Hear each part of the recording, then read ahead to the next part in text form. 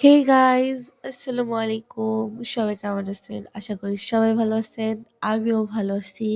তো আজকে তোমাদের সাথে আমি আমার একটা র্যান্ডম ডিশ শেয়ার করব। সো চলো শুরু করি। তো আজকের দিনটা শুরু হয় অনেক ভোর থেকে। আর আমার দিনটা শুরুই হয় মেইনলি ভোরবেলা থেকে। আমি অ্যারাউন্ড 6 AM এ বাসা থেকে বের হই। সো আমার ঘুম থেকে উঠতে হয় অ্যাটলিস্ট 5:30। এইদিকে আমার বোনের অর্ধেক ঘুমে অর্ধেক জাগনা, কজ ওদের হচ্ছে টেস্ট এক্সাম চলতেছে একটার, আরেকটার হচ্ছে এমনিতে অ্যানুয়াল এক্সাম চলতেছে স্কুলে। সো ওরা পড়তেছে আবার ঘুমাইতেছে দুইটাই। এদিকে আমি তো বেরোবো বাহিরে। সো একদম রেডি টেডি হয়ে গেছি বাইক নিতে। আব্বু বাইক বের করতেছে, বাইক মুছতেছে। যেহেতু বাইক আমার না, বাইক হচ্ছে আব্বুর, বাট চালাই আমি। আমি বাইক চালাতে খুবই পছন্দ করি, বাট আমার বাইক দেয় না। শুধুমাত্র সকালবেলাই দেয় রোজ, আর তাও বাবা পিছে থাকে।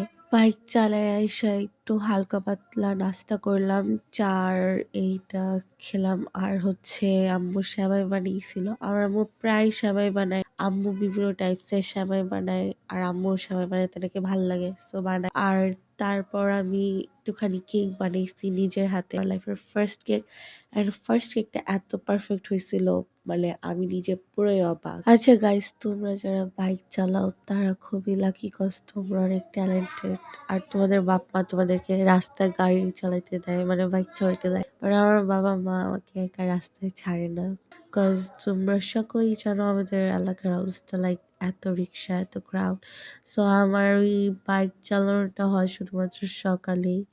সো অনেকে আমাকে আস্ক করে যে আমি কি শুধু শো অফ করতেছি, বাইক চালাইতে পারি না। এমনি বলতেছি গাইস আমি বাইক চালাতে পারি, বাট হচ্ছে আমাকে ছাড়ে না আমার বাবা মা। তো যাই হোক, এরপর খাওয়া দাওয়া করে আমি হচ্ছে বেরোয় গেছিলাম একটু বাহিরে। আমি উত্তরে গিয়েছিলাম একটা কাজে। সো ওই দিক থেকে আমি একটু ঘোরাঘুরি করার সময় কিছু ভিডিও ক্লিপস দিছিলাম। তো উত্তরা থেকে দিয়াবাড়ি দিয়ে আসার সময় আমরা হচ্ছে দেখতে পারলাম যে এরকম কিছু একটা ড্রয়িং এর।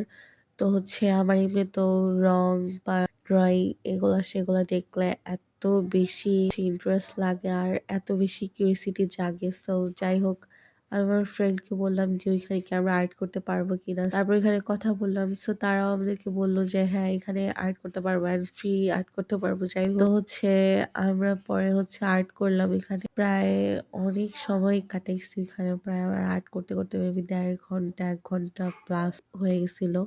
তারপর এখানে আর স্টে করে নিয়ে চলে আসছি বাসায়। বাসায় এসে দেখি যে আম্মু এখানে অনেক কিছু রান্না করছে। মুরগির মাংস রান্না করছিল, তারপর রান্না করছিল গরুর মাংস, অ্যান্ড রোস্ট বানাইছিল, অ্যান্ড এই তো এগুলোই টুকটাক পোলাও বানাইছিল। আর এই দিন রাতে জাস্ট হচ্ছে আম্মু এক্সট্রা ভাবে এই চাপটি না কি যেন বলে এটা বানাইছিল, আর সাথে এটার সাথে ধনিয়া পাতা ভর্তা বানাইছিল। তো আজকের ভিডিওটা এই পর্যন্তই। সবাই ভালো থাকে, আমার জন্য দোয়া করবেন। আল্লাহ হাফিজ, বাই।